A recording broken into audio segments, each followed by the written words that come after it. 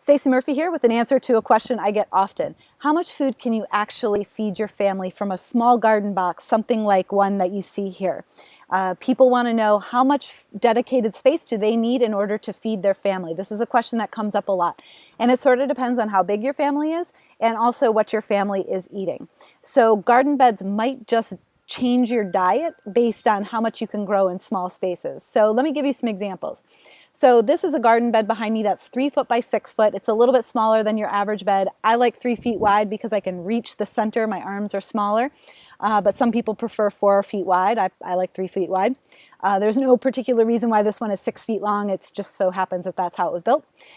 So how much food can I grow here? Well, what I'm not going to grow here are all my grains, because grains take up a lot of space. You get very little amount of yield in terms of grain per square foot. So in a small garden bed, you're probably not going to feed yourself the grains. You're probably also not going to feed yourself all the corn that you eat for the summer. These small garden beds, they just aren't made for that. Corn takes up a lot of space. Another crop that you might not grow is okra. Okra is a big, tall plant. It's fabulous. It produces great fruit. But the amount of fruit that you get per plant is small compared to how much space it takes up. So what kinds of crops would you grow in a small garden bed in order to feed your family? So let's look at just one family or one group of plants first. So greens. I love greens, and you can grow so many greens in small spaces. So here I have just transplanted a bunch of different kales, some purple kales, and some green kales, and in other beds I have some other different curly kales as well. I also have Swiss chard around the garden and celery. Those are my 3 favorite greens. So how much space does it take for me to feed myself with those greens? How much space would I need? So let's think about this. There are 21 meals in a week, and I cook a lot of my meals at home. I don't cook necessarily all of them. So let's just say, for rounding's sake, let's say that I cook 20 meals at home out of 21. You know, 1 meal out a week. So let's say I'm cooking 20 meals at home.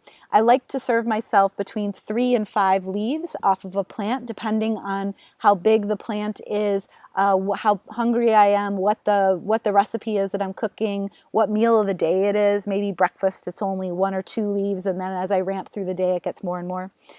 So it depends, but on average 3 to 5. So for now, let's just say 3. So the reason why I chose 3 will become apparent in just a moment. So 3 leaves and 20 meals, how much space do I need? So take a look at this bed behind me. If I were to feed myself just Swiss chard is something that doesn't take up that much space. I plant it every 4 to 6 inches, and I harvest it pretty deeply each week. And I harvest it down to just 3 leaves on the plant, and it keeps springing back more and more greens. And one of the biggest mistakes that I see beginners make is that they don't harvest enough. They're afraid that if they harvest it, it's not going to come back. So Mother Nature, she likes us to cut and prune, and she grows right back. It makes space for more food to grow in. So my Swiss chard, I'm harvesting weekly, and I harvest a whole bunch of Swiss chard at a time, along with kale, along with celery. I mix them all together in my greens. But let's just take Swiss chard as an example, because it's easy. So I plant this about 4 to 6 inches apart, and each week I'm getting about 3 leaves. Interesting, because each meal I'm eating about 3 leaves. So what that means is that I need a row. Let's say I have a single row of Swiss chard and a single row that's 6 inches wide. And how many plants do I need? Well, I need 20. I need 1 for each meal, because each week I'm harvesting about 3 leaves off of that plant.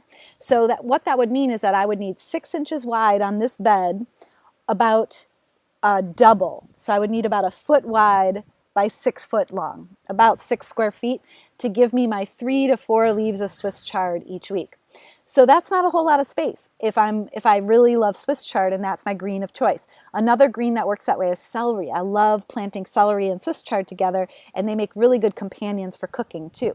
So I could fill this little swath of space here that you see with Swiss chard and celery, and that would feed me all of my greens for every meal. So that's how much space it takes to grow greens. Not that much, right? So a couple notes. You can scale this up to fit your family. Let's say you have a family of 4. You probably need this whole box in order to grow enough greens for your entire family if you're doing a lot of cooking at home.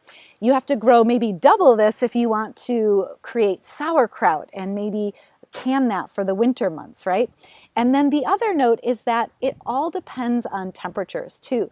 So when I'm growing here in this box, I was growing in colder temperatures. It was maybe 50 degrees Fahrenheit outside during the day sometimes, and it was down to 40 degrees at night sometimes. But most days it was like 60 during the day and 50 at night.